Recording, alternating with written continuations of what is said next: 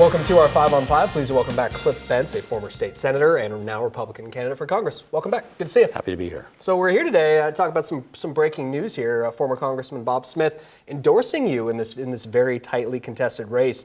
What do you think that does for your candidacy? Well, Bob's extremely respected in most areas of the district, to my knowledge. He's been out of office for a while, but he's a great guy and did a great job. Highly respected, and so having his support is hugely valuable to me personally, and I'm sure for my campaign. But I've known Bob for a very long time. His ranch is next to ours.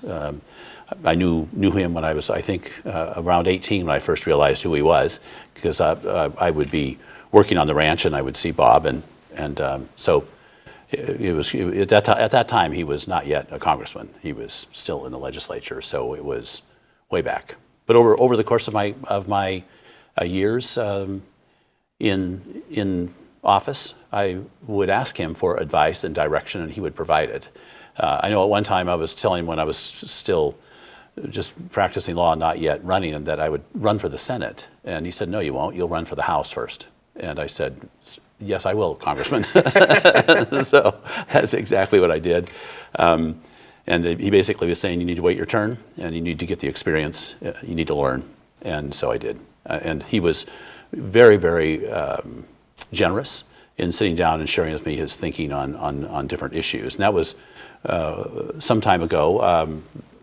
More recently, that I haven't had that opportunity, but early on, he was a great deal of help. And I couldn't be more pleased to have his support in this race for Congress. How are you two similar as men, or as obviously, you talk about how you guys go back a long ways. I was going to ask you about that, so I'm Sure. glad you went there. But how are you two similar as politicians, as Oregonians? Well, we're both ranch kids. We both grew up on ranches and grew up working outside and with all of the challenges that go in a natural resource environment. So he knew about water, I know about water. He knew about timber, I know about timber. Not to the degree he did. He had a wonderful working knowledge of timber, and I'm still, even though after all these years, I've still been working on the fire and smoke issues that are so important to you folks here.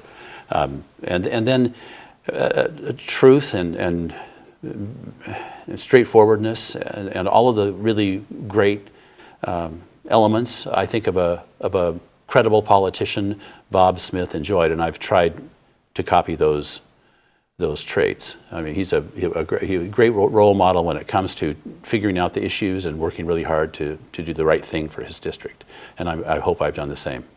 We're going to take a quick commercial break. Much more in just a moment. Stay with us. Welcome back to our 5 on 5. Again, we're here with Cliff Bentz, a former state senator, as well as now a Republican candidate for Congress. You're well aware, you were personally involved in the cap and trade debate in Salem this last summer, and now you're probably taking it in from afar.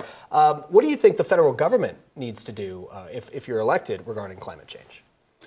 Well, if we look at Oregon, and that's what I'm most familiar with because that's where I've been for my life and then 12 years in the Oregon legislature, you'll see that most Oregonians want something done in that climate change space. Now, the thing that my Democrat colleagues overlook always is that nobody wants to pay any money for doing something. So I think that at the end of the day, the type of solutions that are going to be acceptable to Oregonians will be those that address the issue, but at the same time, don't put people out of business and don't cost money and don't set ranchers and farmers and small business and actually large business up for basically a taxing device, which cap and trade is.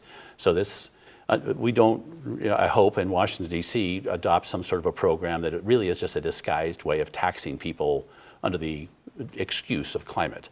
So I'm hoping that's not what happens. And I'm hoping instead that we continue to do the type of things that are in the most recent tax bill. There's a tax credit for storing or sequestering CO2. So we have more trees here in Oregon than almost any other state.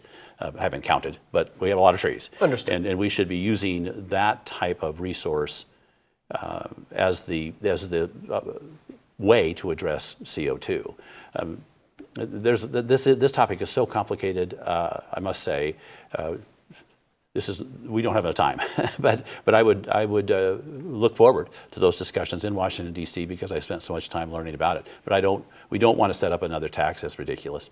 Both Jimmy Crumpacker and Newt Buehler, two of your opponents in this primary, say they would support term limits if they were elected to Congress. Is that something you would do? Yeah, I would support them at the federal level. I would say that the state level it's a little different because you don't have the size of staff at the state level that the federal offices do. Mm-hmm. And so it's incumbent, I had one staff member for my Senate office and 1.5 during session. And that means so much more of the burden of knowing how to deal with the bureaucrats and how to deal with the lobby is on the individual. So as that information, that ability stacks up, you kind of want to keep those people in. And the turnover in the legislature is amazing, the state legislature. Sure. Federal, different. So I'd support term limits at the federal level. Sure. All right. Thanks for being here. Yeah. Good to see you as always. Thank you. Appreciate it. Stay with us. We'll be right back.